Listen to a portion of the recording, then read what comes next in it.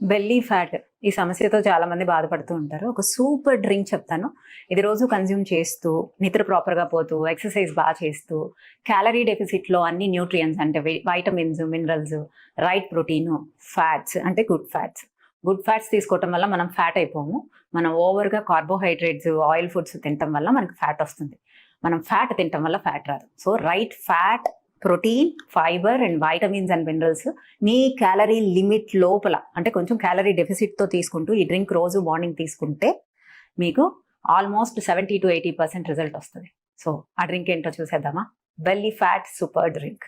So first మనం బూడిద గుమ్మడికాయ అంటే ఎల్లో పంకిన్ కాదు, బూడిద గుమ్మడికాయ అని అడగండి.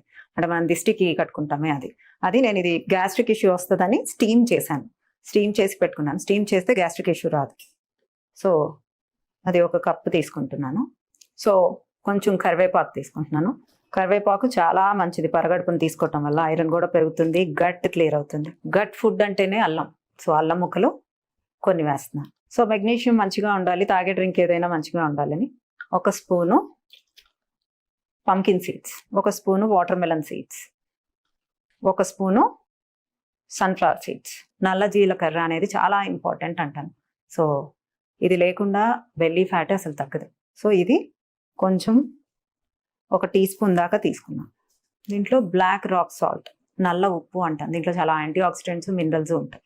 సో ఇది కొంచెం వేస్తున్నాను. సో ఇప్పుడు దీన్ని మిక్సీ వేసేసుకున్నాం. ఫస్ట్ పేస్ట్ అవ్వాలి. సో ఇప్పుడు కొంచెం వాటర్ వేసుకొని మెత్తగా పేస్ట్ లాగా అంటే జ్యూస్ లాగా బ్లెండ్ చేసేసుకున్నాం. సో దీన్ని వడగట్టుకుందాం. మైక్రో ఫైబర్స్ అనేవి వస్తాయి. ఈ వీటితోనే తాగితే చాలా మంది గ్యాస్ట్రిక్ ఇష్యూ వస్తుంది. అందుకనే నేను మైక్రో ఫైబర్స్ అనేది ఎలాగో ఉంటాయి అనేసి నేనైతే వడగట్టుకొని రికమెండ్ చేస్తాను. గ్యాస్ట్రిక్ ఇష్యూ లేదు అన్న వాళ్ళు అలానే తాగేసేయచ్చు, కానీ చాలా ఇబ్బంది చేస్తుంది.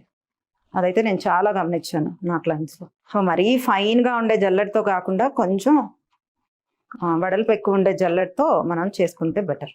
దీన్ని గ్లాస్లోకి వేసుకుందాం. ఇంత గ్లాస్ సరిపోతుంది. గట్టుకు చాలా మంచిదైన చియా సీడ్స్ ఒక స్పూన్ కలుపుతున్నాను. అండ్ గట్టుకు మంచిదైన ఐరన్ రిచ్ అయిన హలీమ్ సీడ్స్ ఒక స్పూను దీంట్లో వేసుకుంటాను. హలీమ్ సీడ్స్ మనకు కాన్స్టిపేషన్ రాకుండా చాలా హెల్ప్ చేస్తాయి. నల్ల జీలకర్ర కూడా అంతే, అండ్ చియా సీడ్స్ కూడా అంతే. ఇవన్నీ మంచి ఫుడ్స్ కాబట్టి దీంతోపాటు లాస్ట్లో లెమన్ పిండుకోవాలి. సి విటమిన్ చాలా ఇంపార్టెంట్, మనం రోజు కన్జ్యూమ్ చేయాల్సిందే. ఈ జ్యూస్ మార్నింగ్ కంపల్సరిగా కన్జ్యూమ్ చేయండి.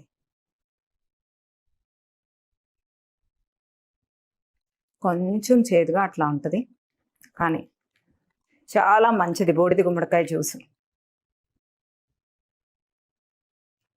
చియా సీడ్స్ వేసుకునేటప్పుడు కొంచెం క్రష్ చేసి వేసుకుంటే ఇంకా మంచిది, ఇంకా బాగా డైజెస్ట్ అవుతుంది.